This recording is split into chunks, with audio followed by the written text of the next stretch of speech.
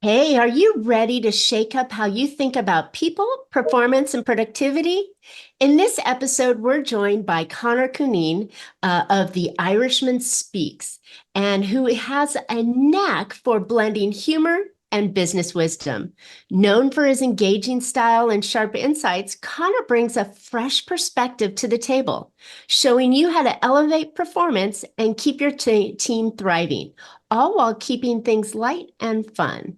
So if you're ready for practical strategies with a side of Irish wit, this is one conversation you don't want to miss. Conor's unique take on business will leave you both entertained and inspired to take action. So tune in today on Profit with a Plan podcast and discover how you can get the best out of your people while having fun and a few laughs along the way.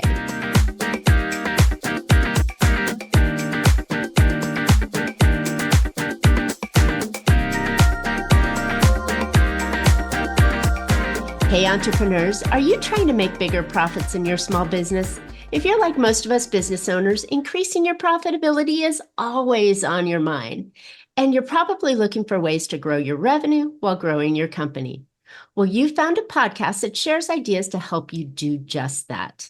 I'm Marcia, Riner, known as the Profit Booster and a business growth strategist.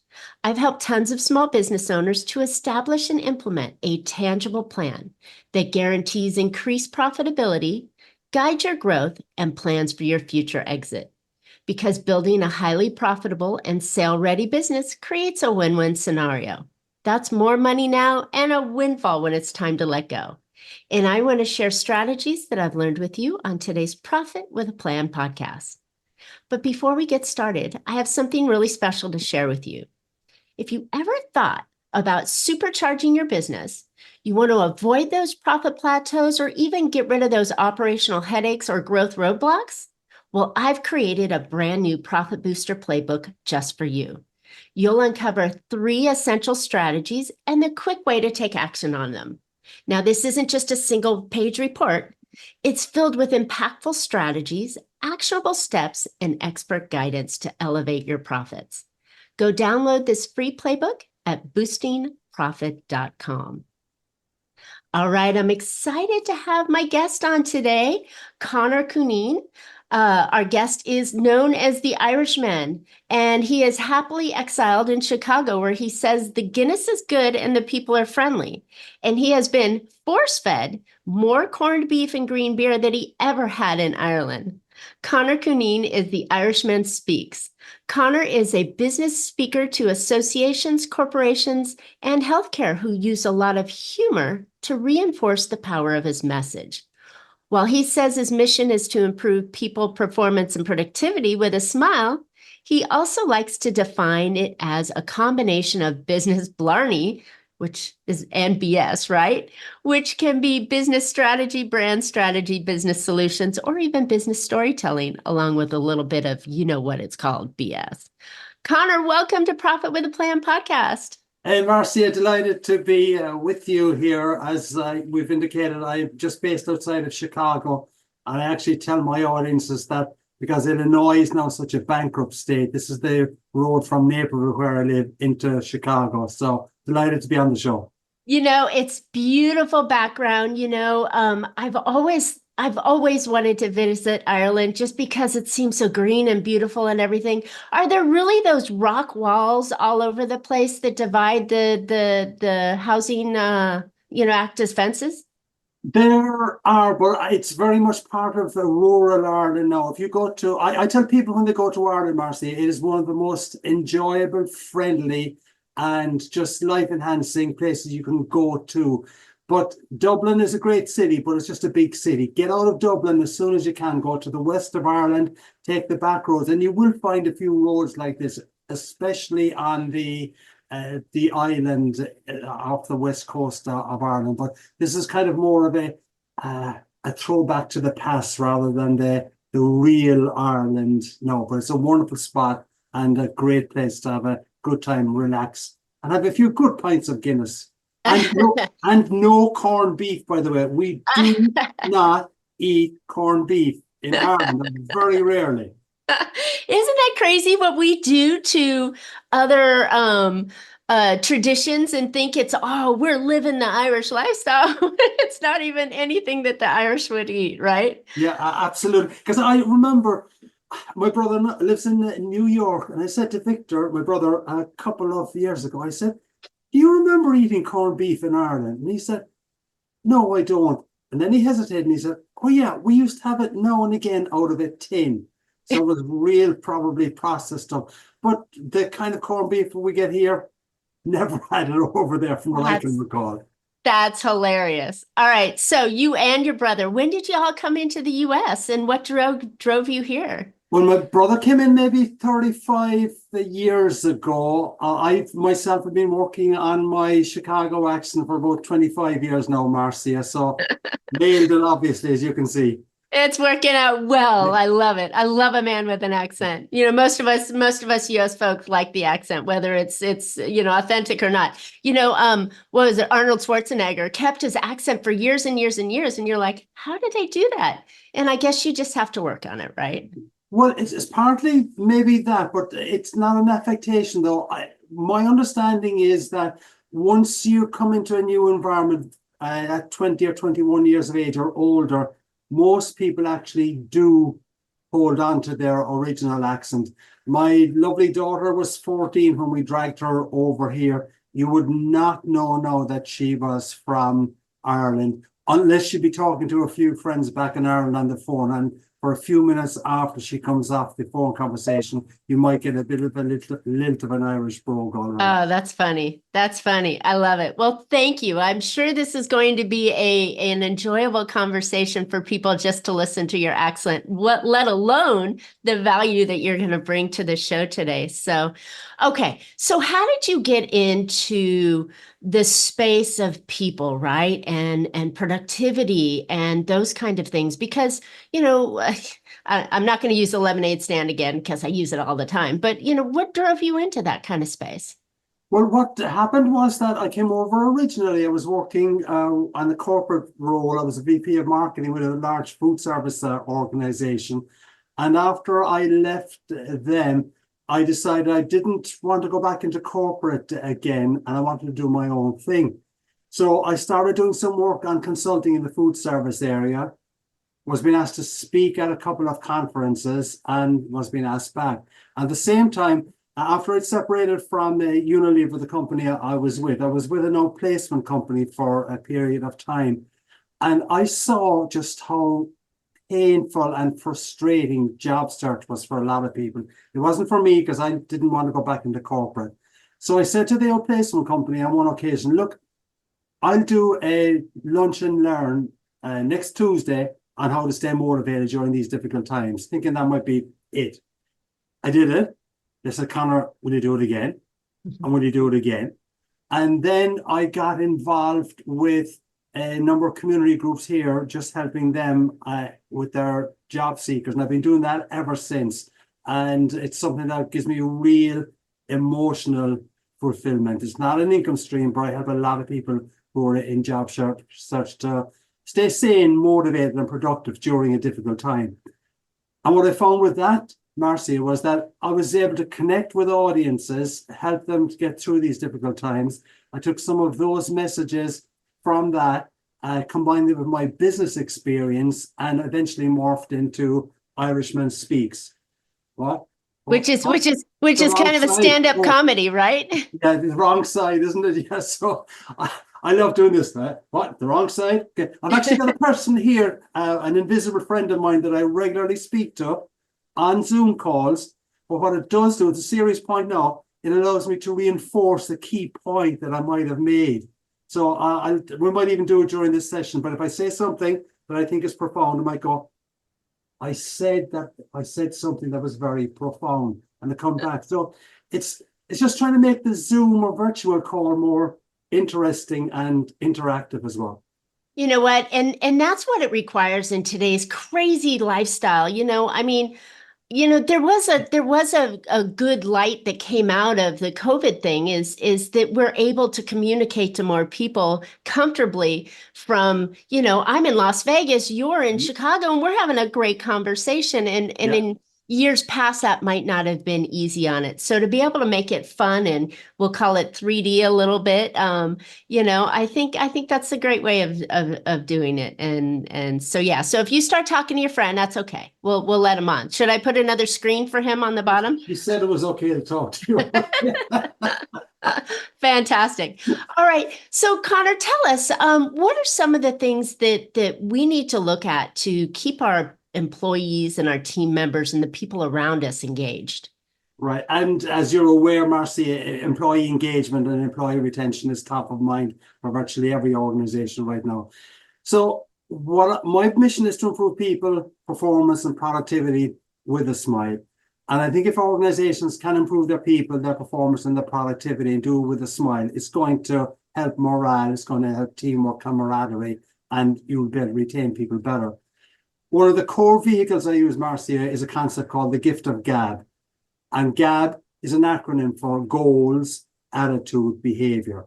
Oh, I love it. Goals, attitude, behavior. And how if you adopt and adapt this concept as a leader, as a manager, or as a co-worker in your organization on goals, attitude, and behavior, it will help you to create a better work environment, better teamwork, and better employee engagement at the end of the day. And we'll go through the concepts in a few minutes' time, but I do believe that if you've got happy employees, well, you're going to get better productivity. But the other thing you're going to get is better retention. But also, I think these people can become brand ambassadors for your business. And that, I think, is critical. In other words, I often ask people or leaders, what do you want your employees to say about your company and your leadership style when they're down at the local bar or pub or coffee shop, something like that? And people don't spend enough time thinking about that question, I think. Well, I think that's a really good point. But also, in years past, you're spending a large percentage of your hours of each day with these people. So why not make it someplace that everybody feels welcomed and valued, and you're able to motivate your teams to help you achieve the goal that you want in your business, right? Absolutely. And one of my core beliefs on this is that as a leader in general, you cannot improve substantially your employees' net worth unless you're an Elon Musk or something like that. But as a leader, you can substantially improve your employees' self-worth and how they feel about themselves.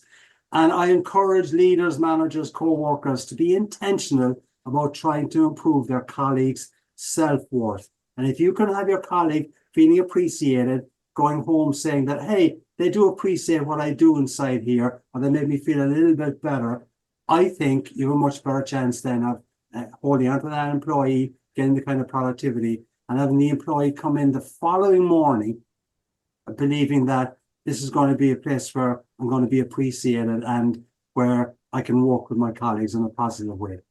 I love it. I love it because, we all know it's expensive to hire. It really is expensive to hire. The marketing to get them in, the training, the benefits, everything that you're spending all this, time and energy to hire. Don't you want to retain, right? Don't you want them to perform at their optimal levels? So that, it's not cracking a whip and, asking them to work and do a 10-hour day in 4 hours, but you're asking them to do their best and help you as the business owner to achieve your goals. So what better way to motivate than to make them feel good about what they're doing? Most definitely. And that's what the basic idea behind the Gift of GAB is: goals, attitude, and behavior is all about. And if you wish, we can go through a few of the points. Yeah, tell me a little bit more about the Gift of GAB. I love it. Okay, so the first element of GAB is about goals. And we often speak about people having a clear goal and a clear vision as to what success will look like. And that's a difficult question, I think, to try and address. But when I'm speaking, I do extended versions of this in workshops, but in a keynote, I'll say we want to talk about macro goal and micro goals. And the macro goal is, for each of you in the audience that I'm speaking to, is what do you want to be famous for? Now, I don't mean famous like Lady Gaga or like Kim Kardashian or something like that. I mean, What do you want to be famous for within your work environment? What is it that you would like your colleagues to say about you when you're not in the room? What is it you would like your manager to say about you when he or she is proposing you for a new role or for promotion?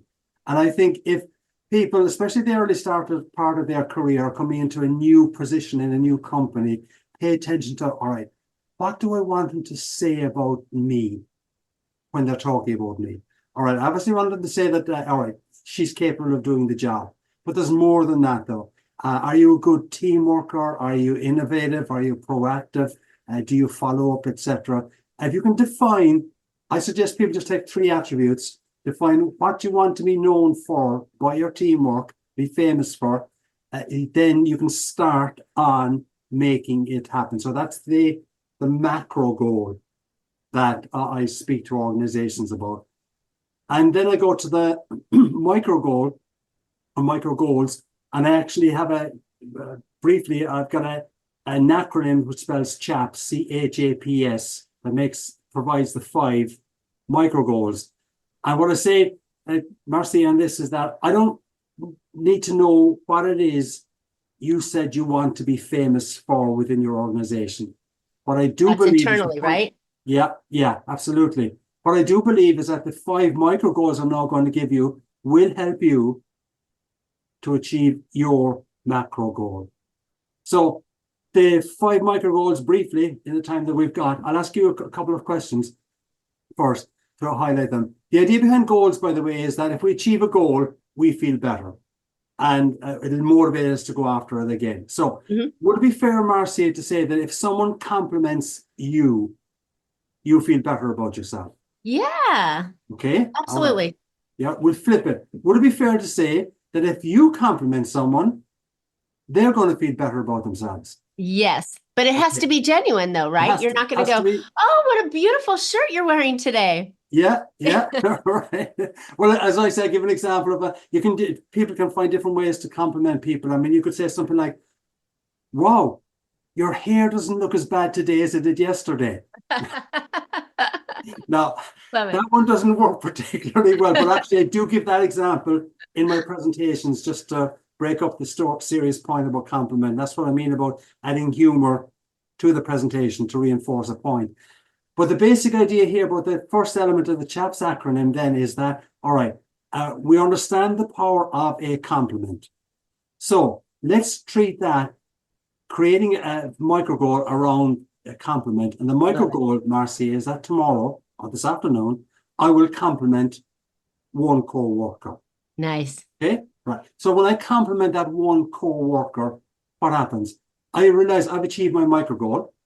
The endorphins kind of kick in. I feel slightly better about myself. But the person that I've actually complimented, endorphins are kicking in for them as well. They're feeling better. And as a result of that, the simple compliment can be a win-win for everyone that is involved in that situation.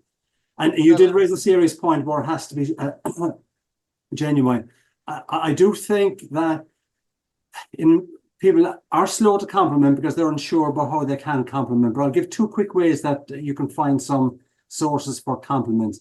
One is if you've got let's say a daily meeting with your team, which you might have if you're in a call center or in food service or on a factory floor, for instance, and those daily meetings are normally quick, fast, and no one is paying any attention to you as a leader. Okay, right. So one of the ways to get their attention is ask the question, what did we do well yesterday? Okay, so someone is going to come up with some kind of a comment or positive thing that Mary Lou helped me to move pallets from section A to section Z kind of thing when we were short-staffed, etc. So what can I do then as a leader? I can say, fair play to you, Mary Lou, well done. What does that do for Mary Lou? Makes her feel better. What does it do for the rest of the team? They see that people are appreciated for doing good work. And if the following day I ask the question, what did we do well yesterday? I'm going to get another hand raised by someone else. And over a period of time, you're going to get conversation going and people raising their hands. And you're genuinely complimenting your team. I like that because there's always something you've done well, right? Yeah. And instead of beating them down and go, what did we do wrong yesterday? We didn't achieve our goals. We didn't do this. You're saying, what did we do well? So they can pull out something else because people like that feeling and they're going to try to do better the next day. So I love that. Absolutely. Yeah. And the thing about that is that you kind of really hit on a very important point.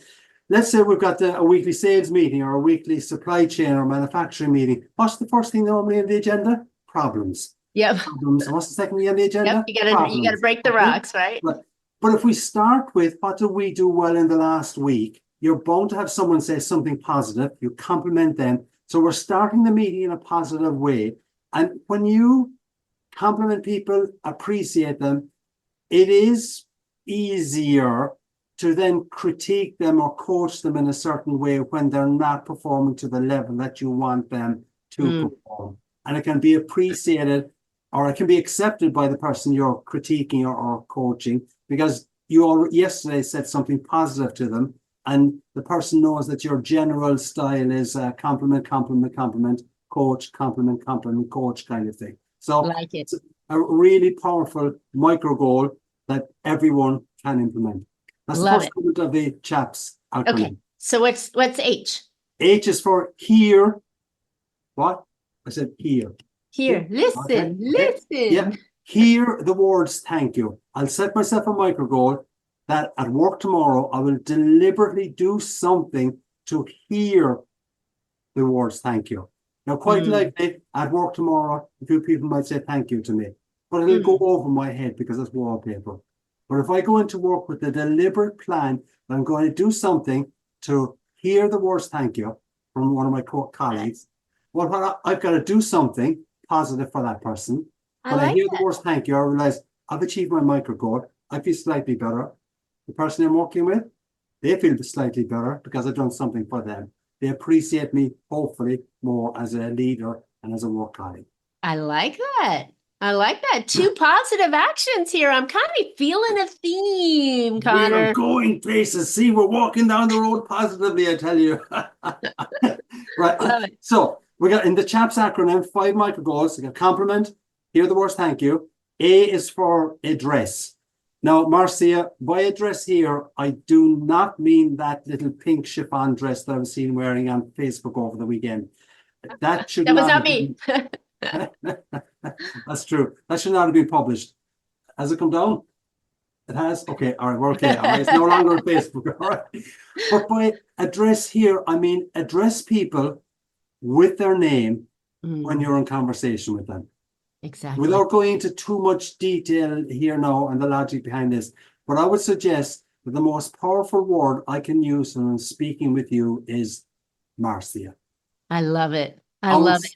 Yeah. And for those of us that have difficulty remembering somebody's name, if you say it and repeat it 5 or 6 times, next week when you're the leader walking through the floor, right, or through the production level and you say, oh, Conor, thank you. You did a great job. Then it's like, he remembered my name. She remembered my name. And complimented me as well at the same time. Exactly. Yeah. The most powerful word for you in addressing me in this conversation is Conor. And it really is something that makes a difference. I encourage people, when I'm talking about with job seekers, if they're going for an interview, use the CHAPS concept. Find a reason to compliment the employer, but make sure that 2 or 3 times in that 40-minute interview, you address them with their name. Love it. The interviewer might not really realize, why am I kind of getting this connection with the person? But it's just subtle little things. If you're on a sales call, address them with their name once or twice in the conversation as well. So we've got compliment. Bonus. We're getting all sorts of things we can use throughout life. This is incredible. So love it. Love it.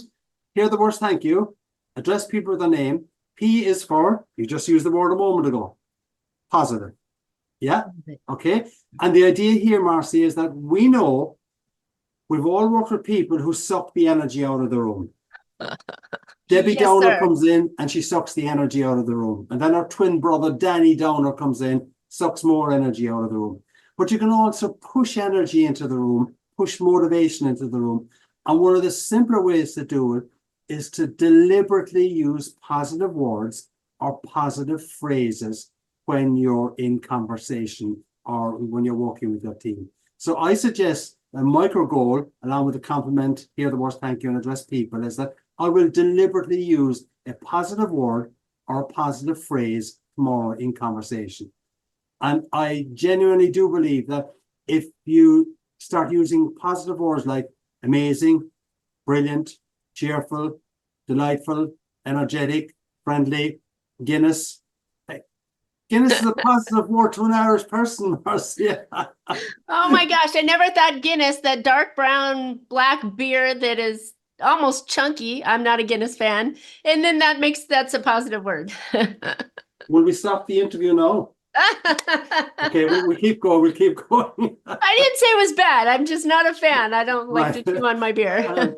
It is like, we call it mother's milk back in Ireland. Mother's milk, love it. Yeah. Okay. So, but basically though, what happens though is if you get into the habit of using positive words and positive phrases like those, and you use some other elements of the CHAPS concept, I do believe after a time, your work colleagues will be saying about you and the vibe and the atmosphere you're creating, that it's amazing, brilliant, cheerful, delightful, energetic, friendly. Let's go for a Guinness or whatever a beverage of choice is. Love it. Right? But all of these, though, require that people need to be intentional. That's a word I regularly use in my presentations and conversations. It doesn't happen because you want it to happen. You got to be intentional. So if I'm intentional about using the CHAPS concept, I'll constantly compliment people. I'll hear the words thank you. I'll address them with their name. I'll use positive words. And ultimately, what I hope will also happen, my final micro goal is, I want to put a smile on someone's face. Hey, all right. There okay. You go. And what happens when we smile? All the neurotransmitters and the neurochemicals start bubbling around in our head. The dopamine, oxytocin, everything starts coming in. We feel better because something positive has happened or someone has made us laugh. I'm not saying that workplace should be a hilarious place, but there's no reason why you can't put a smile on your employees or your clients or your co-workers' face from time to time. And if you can bring the CHAPS, if you get into the habit as a leader, a co-worker, or a collaborator of using the CHAPS 5 micro goals, I do believe you will achieve that macro goal that you would set yourself, that you want to be famous for within the organization. And I don't need to know what that macro goal is. I love it. I mean, I'm sitting here going, I think this methodology, having the CHAPS and the ultimate goal, right? This can be used in so many areas of your life and business, because what is the thing that is most important about your customer, right? Is that they know, like, and trust you. So if they like you, because you've used this chat methodology, then they're going to be more apt to spend money with you. Yeah. If your employees like you, they're going to be more apt to do the work that you're asking them to do to help you achieve your goal. I mean, I could probably go on with this with referral partners, with your spouse, with your kids. I mean, there's just, even if you were in line at a grocery store and you got one item and the person in front of you has, a whole basket full of them, they'd be more apt to say, because you were pleasant and said something nice or cheerful and made them feel good, to let you go in front of them. Yeah, I mean, I can keep going. And the idea behind this is, I try to work a lot in using acronyms, and the CHAPS acronym is dead easy for people to remember. So they'll remember the word. Now, if I give 5 reasons, 5 micro goals, and didn't encapsulate it into a CHAPS acronym, people might remember 1 or 2. But the benefit of acronyms as a speaker, I find, Marcia, is that people will remember the word. And then they'll go, all right, I remember C, I remember H. What was it? Oh, yeah, it was address, wasn't it? So you've given them the framework that they can work with going forward. And your point about you can use this for your spouse or kids. I actually say sometimes when I'm on stage, and by the way, I sometimes moonlight as a marriage counselor. I'll say to the group, Can you see the benefit of chaps when you go home with your spouse? When was the last time you seriously complimented them or deliberately addressed them with their proper name or an affectionate name kind of thing? And it's a simple concept that works anywhere really in this today's world, I would suggest, chaps. This has been so eye-opening and so, and don't take this wrong, simple, Yeah, that anybody can apply this in yeah, any instance in their life and more importantly in their business to help them to improve the energy in the room, the production that they have, and, just making them like, what do we when we really think about this, what do we want to be known for, right? We want to be known for that person who was, nice or kind or yeah, whatever it was. Not the ball buster, whip cracker, that yeah, kind of thing. But the one that gets the most. yeah. And I think that's a really good feeling to have. Yeah, yeah, So most of, and thank you. interesting one, a real life example. I was doing a major project with a food manufacturing company last year. They're having a lot of problems with employee retention, and it was kind of understandable. It was food manufacturing. People were down on the factory floor in wet, damp conditions, and not very attractive place to work. So I was working with the supervisors and team leads across the country to get them to buy into improving people performance and productivity.